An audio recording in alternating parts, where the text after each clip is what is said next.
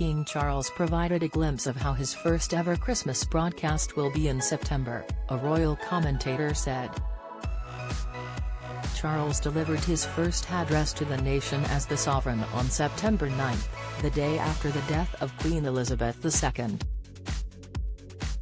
During that speech, the monarch seemingly took a leaf out of the late Queen's book, placing a portrait on his desk and delivering a measured and poignant speech. He also decided to pay tribute to a number of family members very close to him.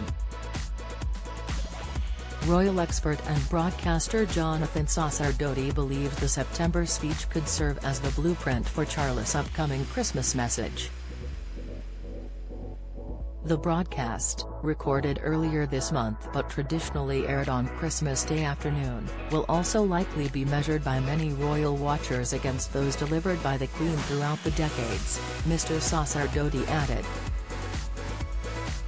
He told Express.co.uk, "I think the King's Christmas speech will be very interesting to watch, because it will be his first.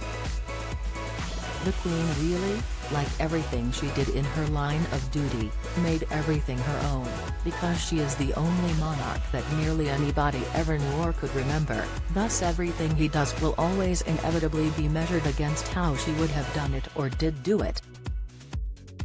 That said, we have already seen him give a similar style broadcast after his mother died, and he addressed the nation directly in a televised speech. And I think that could also give a clue about how he could tackle family issues. In his first speech, the monarch didn't shy away from naming members of his family and praising those closer to the throne. After he acknowledged his life would change alongside with his new role, he confirmed Camilla would take up the title of Queen Consort and Prince William that of Prince of Wales. Speaking about his children and their wives, Charles then said, with Catherine beside him, "Our new Prince and Princess of Wales will, I know, continue to inspire and lead our national conversations, helping to bring the marginal to the center ground where vital help can be given. I want also to express my love for Harry and Meghan as they continue to build their lives overseas." Mr. Sacerdoti believes the monarch may once again mention members of his family in his upcoming speech. He said, "I think that the King will almost likely mention his family and specific members of his family in terms of his feelings towards them where they are working royals. In this case, he may comment on their work as he did in that address after the Queen died, where he mentioned William more than he mentioned Harry, which I think is reasonable as the Duke chose to leave the working family and indeed the country, so that was respectful of his wishes in that respect." Mr. Sacerdoti went on to note Elizabeth II would send subtle messages via the portraits displayed on her desk while delivering speeches. The commentator said, "The Queen did occasionally mention her family in her speeches, often there would also be cryptic messages in the form of whose photos were in shot on the desk beside her. This year, however, the King appears to have broken with that tradition."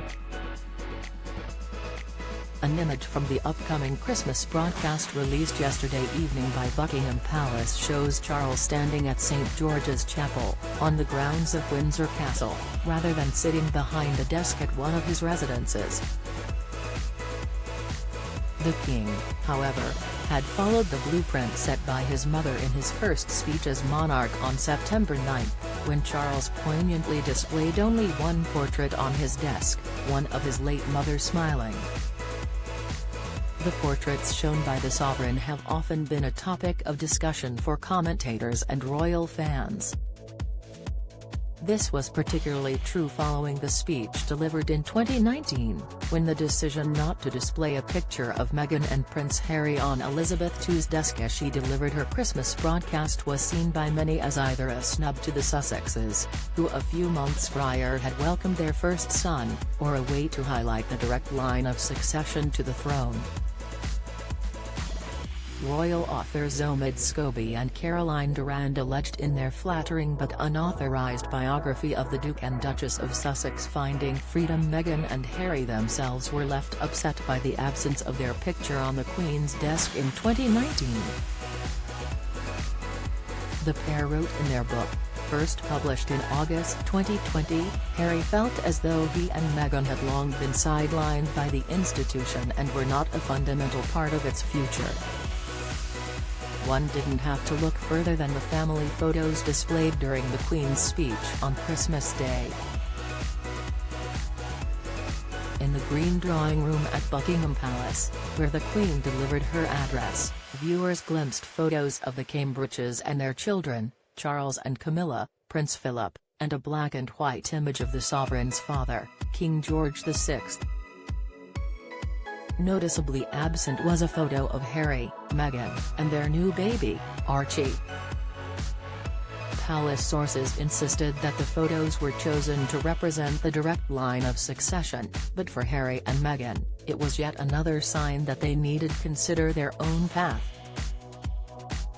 Mr. Scobie and Ms. Durand also reported in their book first published in August 2020 a source claiming the now King Charles had always included his second son and his wife in his vision of the monarchy he would eventually lead and protect. During the 2019 Christmas broadcast, Meghan, Harry and Archie were still featured, as a photograph of the Queen and Prince Philip during their first meeting with Archie was displayed on screen while the late sovereign was speaking.